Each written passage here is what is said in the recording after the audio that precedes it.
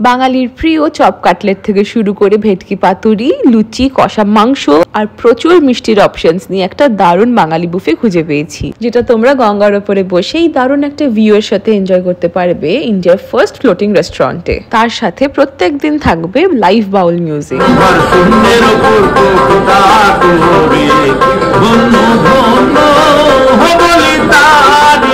দুর্গাপুজো উপলক্ষে কলকাতার পোলো হোটেলে চলবে একটা দারুণ বাঙালি ল্যাভিশ বুফে, যেখানে থাকবে live phuchka, starter and chaat counter.